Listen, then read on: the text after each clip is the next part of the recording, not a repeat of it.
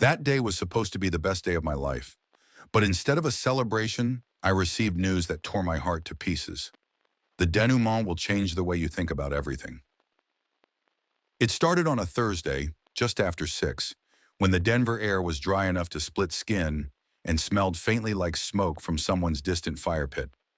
I was still at my desk finishing CAD renderings for a city overpass redesign when I heard the door creak open. Lauren walked in, slow and distracted.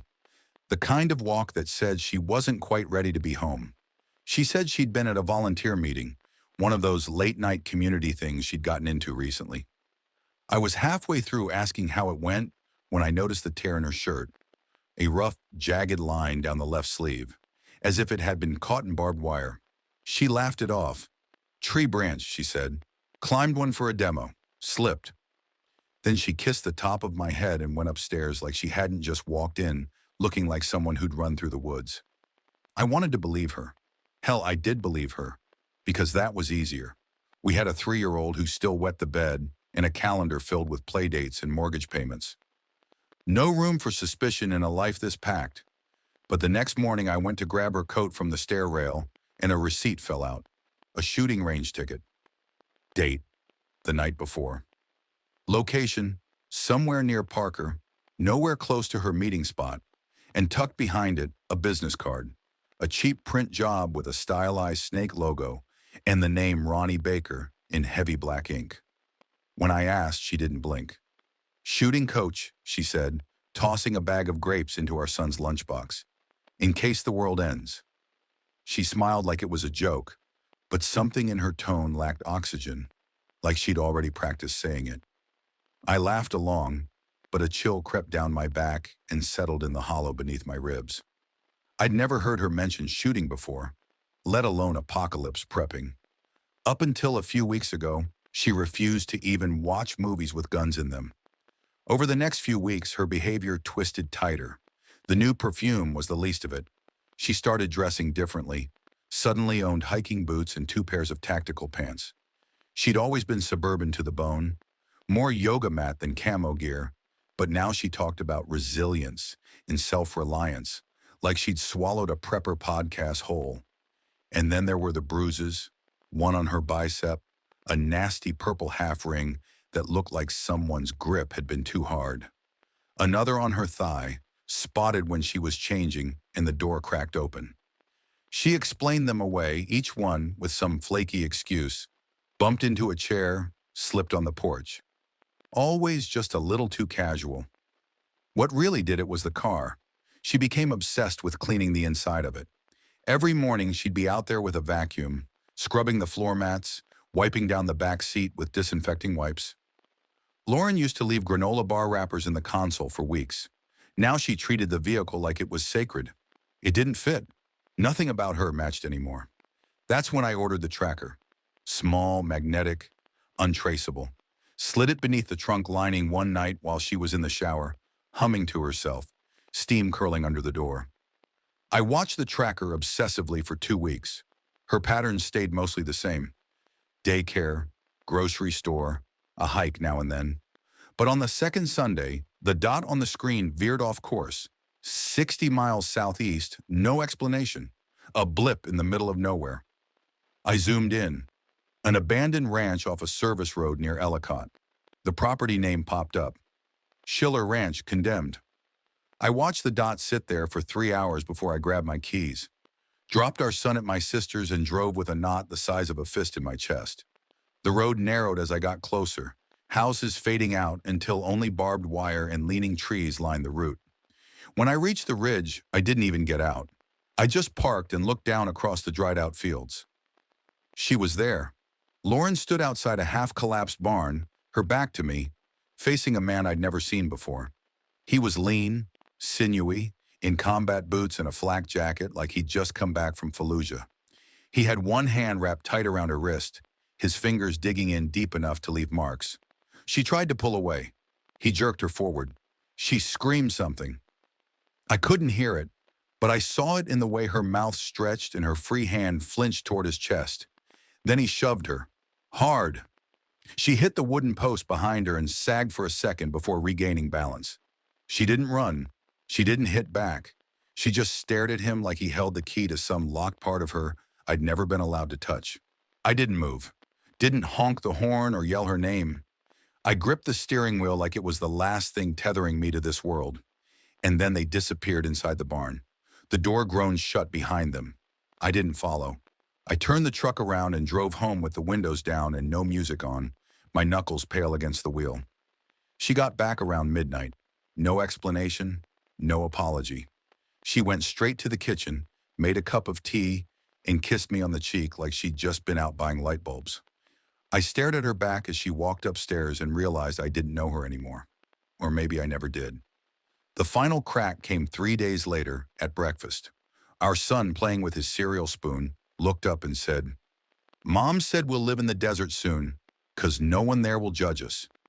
He said it like it was normal, like she'd told him this while brushing his teeth. I froze. He went back to eating, humming under his breath. I watched her more carefully after that, and that was when I understood. This wasn't just some fling, some misstep. It was a plan, a path she was paving behind my back, carefully, piece by piece, and she was getting ready to vanish. The next morning, I called in sick to work and spent 3 hours watching Lauren through the kitchen window.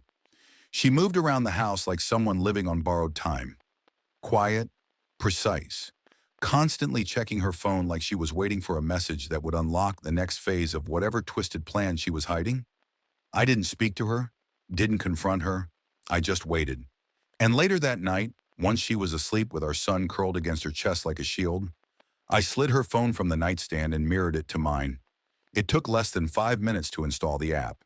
She never stirred. The first message that popped up was from Ronnie. No last name. Just *R**.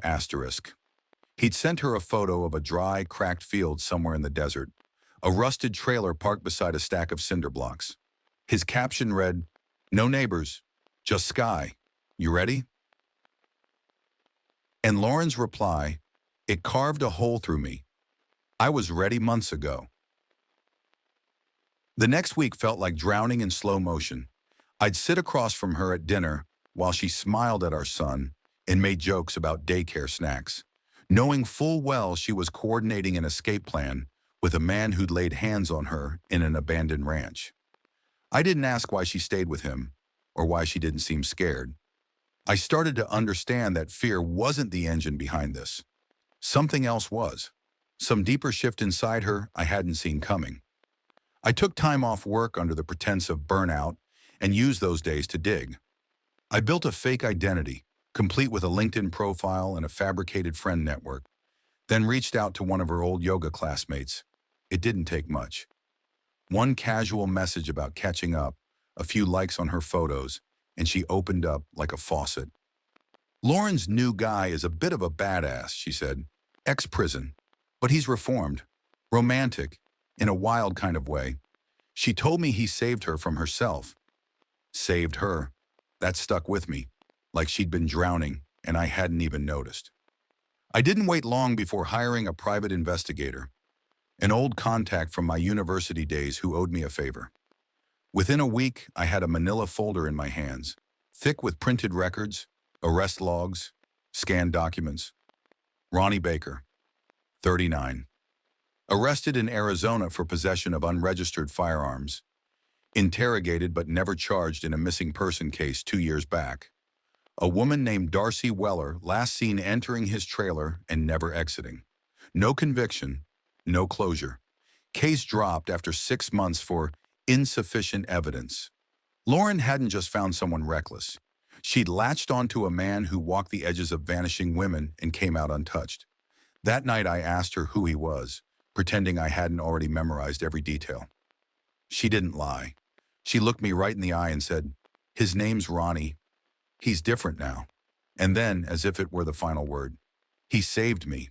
Like that excused everything. Like that made the bruises, the secrecy, the desert fantasies okay. Her eyes didn't waver. She wasn't ashamed. She believed it. Deeply. I nodded like I understood. I kissed her forehead. Then I went downstairs, poured 2 fingers of whiskey, and stared at the folder until the pages blurred. By the end of the week, I contacted an old college friend who now worked for the FBI. I didn't say much, just enough to light a spark. Told him I thought someone close to me was tied to a man under the radar. Someone who might be preparing to flee the state with my child. That got his attention. He promised to pass it along for review, but I knew the wheels would turn slow, so I didn't wait. While the federal machine crawled into motion, I went to work on my own. I bugged Lauren's car, audio and GPS this time, and listened every night to her drives. Sometimes she was quiet, other times she was talking to him on speaker, saying things like, 2 more weeks, or the passports came through, or Ethan's still asleep.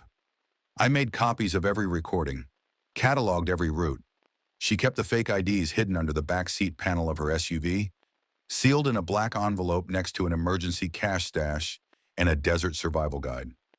I took photos of everything, never moved a thing. And then, 3 nights later, I heard her say it. Her voice, bored and smug, crackled through the car mic as she said to Ronnie, "Ethan's weak. He could never hurt anyone." It wasn't just betrayal, it was dismissal. Like I wasn't even in the equation anymore. Like I was furniture she had to walk around on her way out. That sentence hit harder than anything else. It told me everything I needed to know, that she thought she had already won. The next morning I filed for full custody. My lawyer, a hardliner named Julia, took one look at the documentation I'd gathered and said, "We go hard." No mercy. She pulled financials, dug into Lauren's account history, and within 2 days she found the next crack. Lauren had been slowly draining money from our son's education fund. Small withdrawals, spaced out over months, funneled into an unlisted account under a false business name. Enough to vanish with, enough to erase a life. I froze the accounts that afternoon, changed every password, pulled my name off joint cards. I let her come home to a normal dinner. Let her tuck our son into bed and drink her usual glass of red wine. But the money was gone. The exits were closed. And I was no longer just watching. She didn't know yet.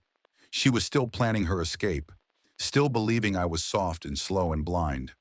But I had her voice. I had the man she was running to.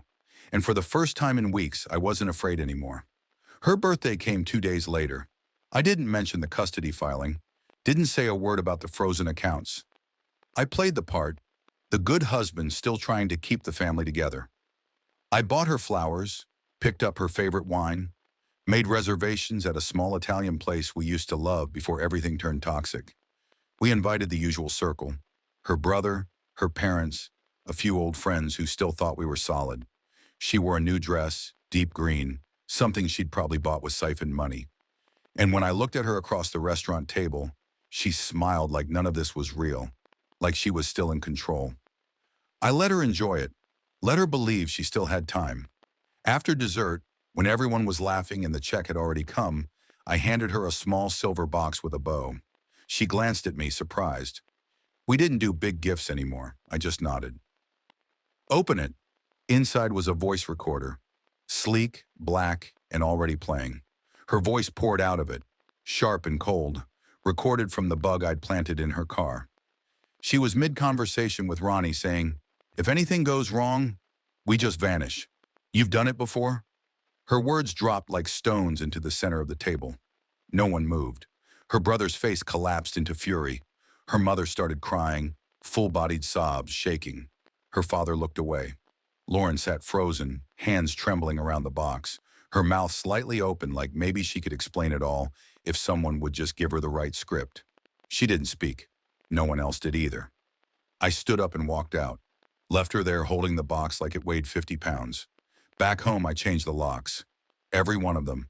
Front door, back, garage keypad. I replaced the Wi-Fi password, pulled her email access from every shared account, and set new filters on the thermostat, the cameras, the baby monitor. The house was mine again. My son's. Hers no longer. The next morning, she didn't come back. I got a message from her. "We need to talk." I didn't answer. Her lawyer reached out a few hours later. Then her mother called, begging me not to turn my back on her daughter. But she didn't know what I knew. She hadn't seen the maps, the passports, the bruises hidden under scarves, the hours of recordings. I had. I knew where Lauren had been and who she'd planned to leave with. I stayed quiet. Let the court process unfold. My lawyer moved fast. Full custody request expedited, citing danger of abduction, financial fraud, and ties to a known criminal. The judge was cautious, but after the audio evidence and account activity were submitted, we were granted a temporary ban. She was prohibited from seeing our son without a court supervisor present. The next day, she tried to pick him up from daycare. The staff had already been notified. They didn't let her pass the front gate. I watched from my car as she stood there, hands balled into fists, staring at the locked door. Her mouth moved like she was practicing some line. Maybe she thought tears would change it, or maybe she still believed she had the power to flip it all back in her favor. But that time was gone. She turned and walked away fast, like she didn't want anyone to see her break. 3 days later, Ronnie was arrested. It hit the news in a 15-second blip. A man previously linked to a mysterious disappearance in Arizona has been taken into custody for illegal firearm possession and suspicion of another undisclosed crime. They didn't name Lauren. They didn't mention the ranch. But I knew. The feds had finally moved. My contact had called that morning. One sentence. He's in. I didn't ask questions. Didn't want to know what they found. Only that he was out of the picture, even if only for now. Lauren showed up at my door that night. I didn't open it. She pounded on the glass until her knuckles were red, shouting my name.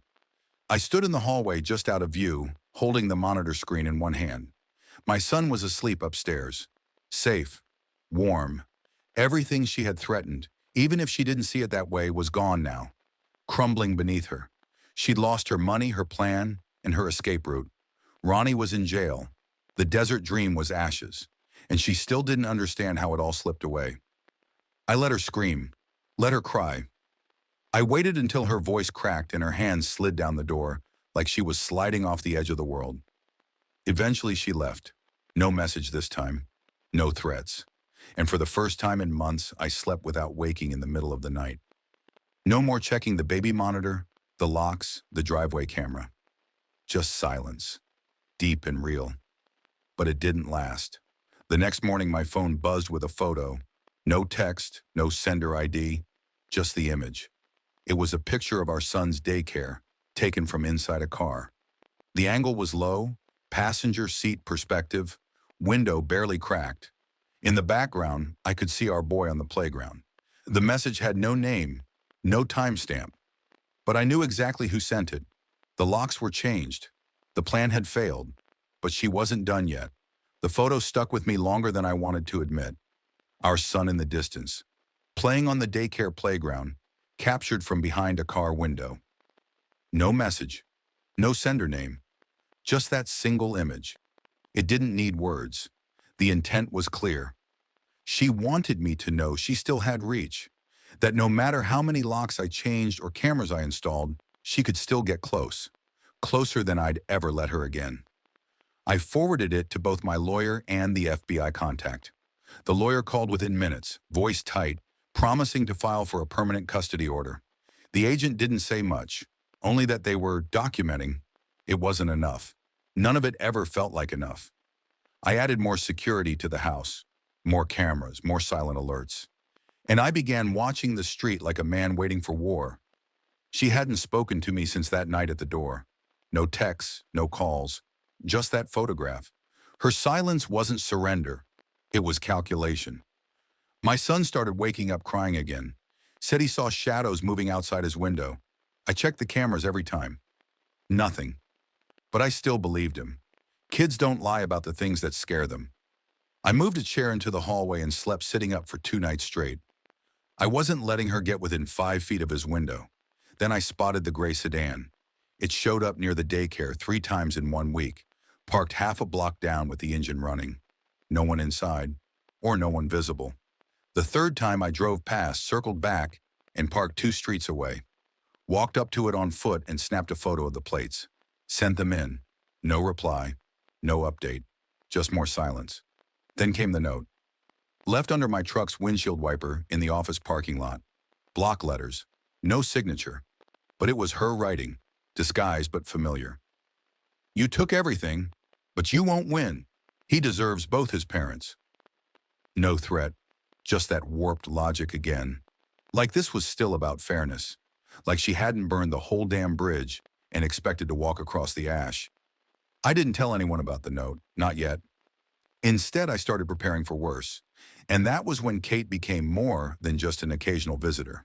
She came by after her volunteer shifts, brought dinner, helped with bedtime routines. She never pushed. She never pried. She was calm in a way that made the house feel stable again. The first real quiet I'd felt in months.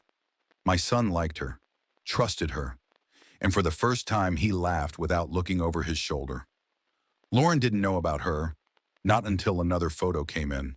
I packed a bag that night, left the house with my son and Kate, and drove north to a cabin owned by my cousin.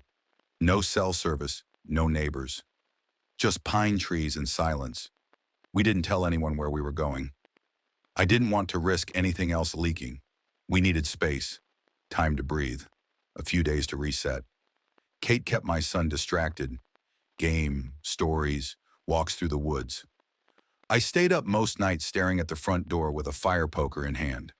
On the third night, while my son slept in Kate's lap by the fireplace, I checked my email on the cabin's weak satellite signal. One new message. No subject, no text, just a single attachment. It was another audio file. This time, it wasn't Lauren speaking. It was Ronnie. His voice, low, grating, angry, played through my earbuds like a ghost. He was yelling at someone, maybe her, maybe someone else. Something about plans falling apart, about too much heat.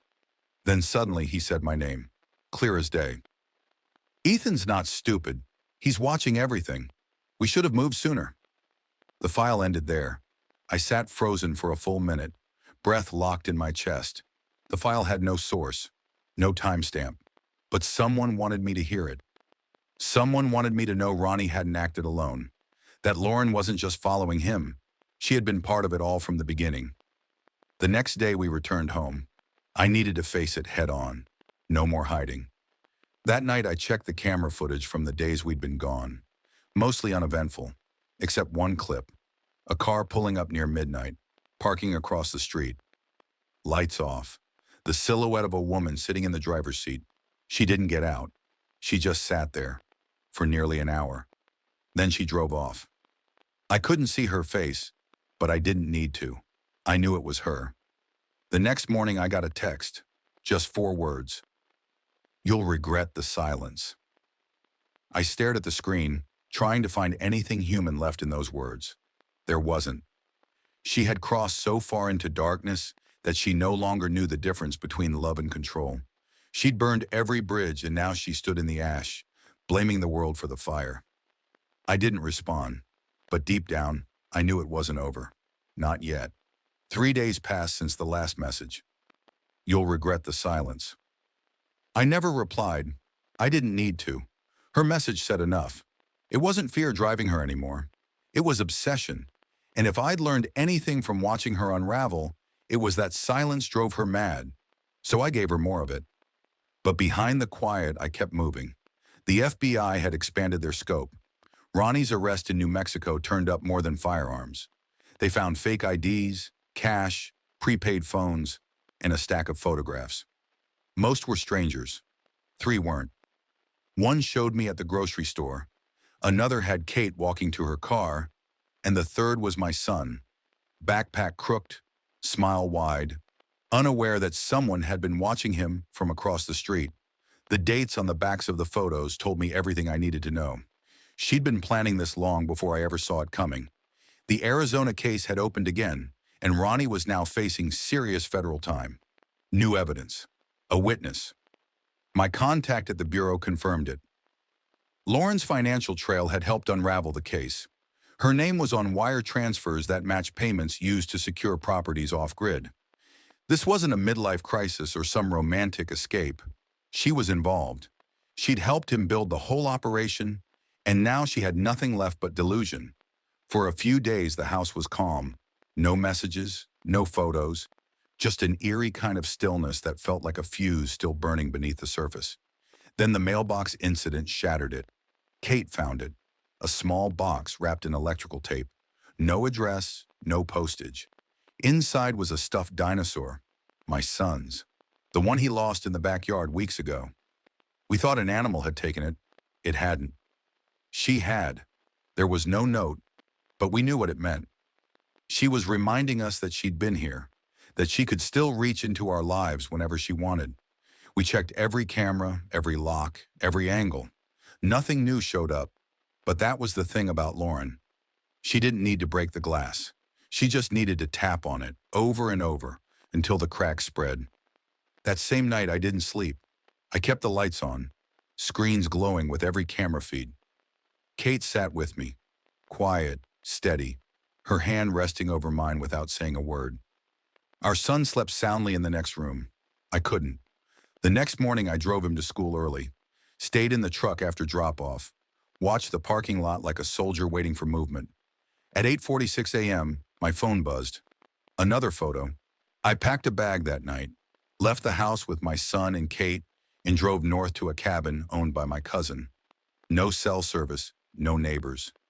Just pine trees and silence. We didn't tell anyone where we were going. I didn't want to risk anything else leaking. We needed space, time to breathe, a few days to reset. Kate kept my son distracted.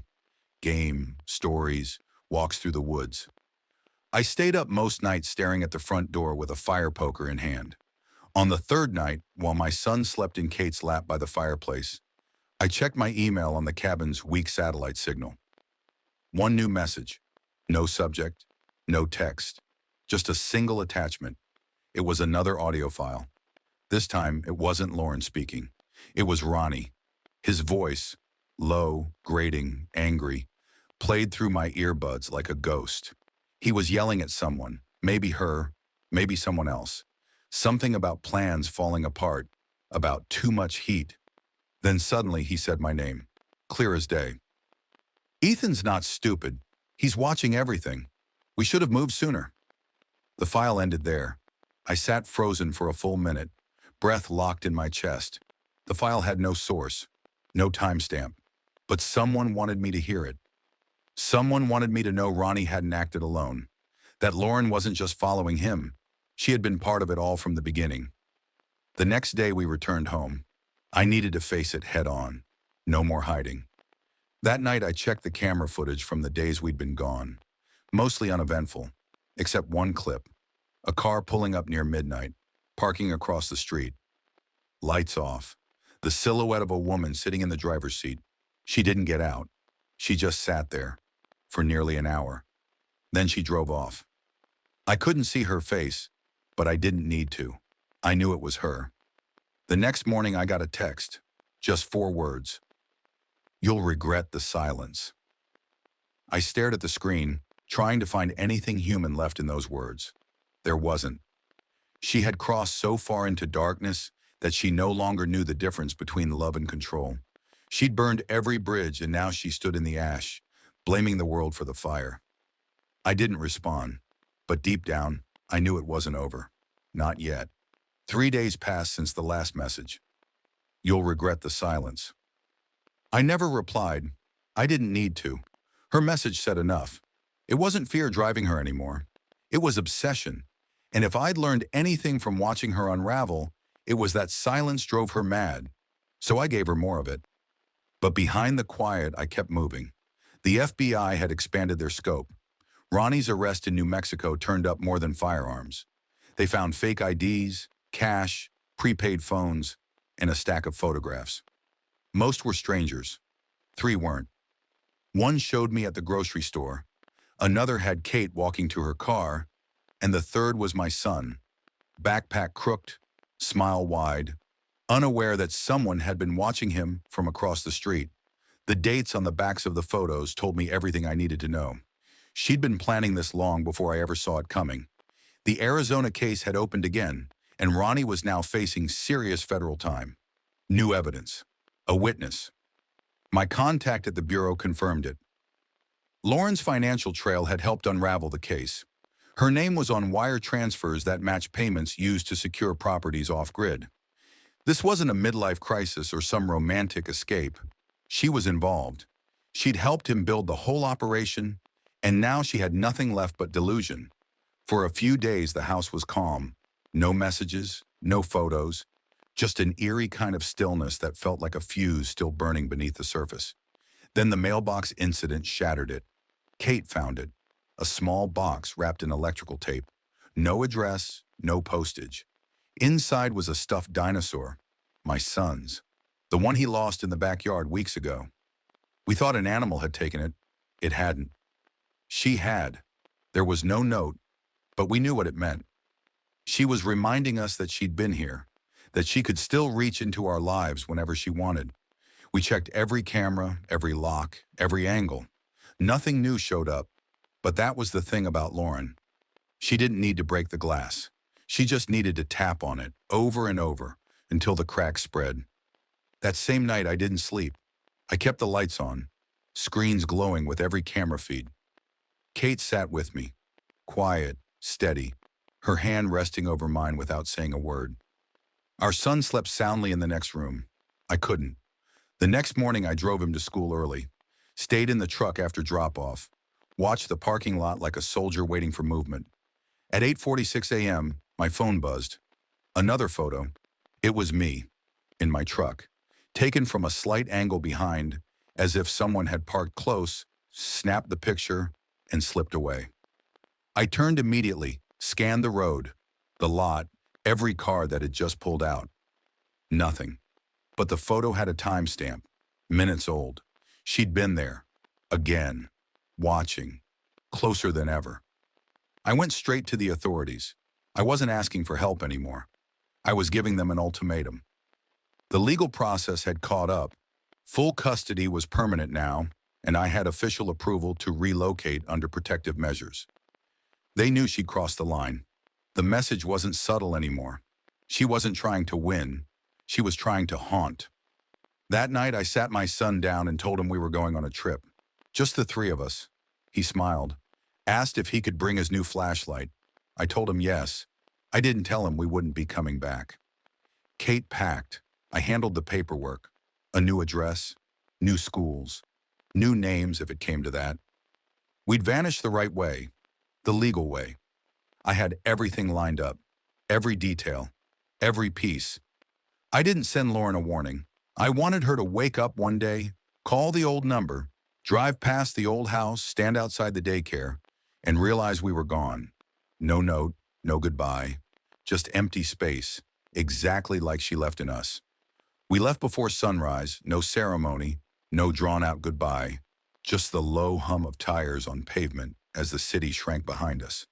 The kid was asleep in the back seat, clutching his flashlight, his dinosaur tucked under one arm. Kate sat beside me, her hand resting lightly on my thigh, her eyes on the horizon. Neither of us spoke for a long time. We didn't need to. Everything that could have been said had already lived in the tension of the past few months, in the bruises hidden under layers of routine, in the silence we'd both learned to carry like armor. The drive was long, through the winding passes of the Colorado mountains, past burned-out gas stations and half-frozen lakes, past the weight of everything we'd left behind. We didn't stop until the road leveled into flat country, until there were more stars above us than headlights behind. By the time we reached the new place, a house at the edge of a quiet ridge, woods behind it, nothing but sky ahead, it didn't feel like we were running anymore. It felt like we were starting over, completely, deliberately. The house wasn't much yet. 2 bedrooms, a crooked porch, a backyard full of pine needles. But it was ours. No one knew where we were. No old neighbors. No forwarded mail. New names on every form. New school. New numbers. All of it sanctioned, protected, buried under enough red tape that even Lauren would never untangle it. I had done it the right way, with patience, with precision, with the kind of quiet vengeance that never announced itself. For a few weeks, we heard nothing. No messages, no photos, no cars idling on the street. Just quiet. But the silence didn't fool me. Not anymore. She would never accept being locked out. People like Lauren didn't know how to let go. They only knew how to cling tighter once their grip started to fail. That's what made her dangerous. Not her rage, her delusion. She truly believed she deserved our son, even after everything. She believed that love was just another form of ownership. And now that he was gone, really gone, I knew that something inside her had finally cracked beyond repair. The final message came a month later. No block number this time. No hidden address. Just her name, her number, right there on the screen. Please tell me there's still a chance. No threats, no guilt. Just that. 7 words. Like the past year hadn't happened. Like she hadn't tried to erase us. I didn't reply. I stared at the message for a full minute, then quietly deleted it. No ceremony, no hesitation, just gone. That night we built a fire behind the house. The kid roasted marshmallows, sticky-fingered and laughing, his cheeks flushed from the cold. Kate sat on the steps watching him, the glow flickering against her face. I pulled out the envelope with the new documents. New name, new ID, new passport. I looked at the photo clipped to the form. Same face, new life. Her last name wasn't on it anymore. I folded the papers and slid them back into the envelope. I didn't need to say anything, but Kate looked over anyway, eyes searching mine like she already knew what I'd done. Thank you, I said finally, for not disappearing. She nodded, no smile, no words, just a small breath and the crackle of the fire between us. And for the first time in over a year, I felt something I hadn't even realized I was missing. Peace. Real peace. Not the kind you fake when everything's crumbling. The kind that settles in your bones when you know it's finally over. When you know that whatever haunted you, whoever thought they could keep a piece of your life just because they once belonged to it, has finally irreversibly been left behind. Let her burn in the silence she created. Let her sit in the space she hollowed out. This was our life now, and she wasn't part of it. Not anymore. That's all for now, folks. Thank you for being with me today and listened. And if you liked my story, please subscribe, hit the like button, and comment below what you think about all this, and what would you do if you were me. Also, don't forget to check my other stories in description below.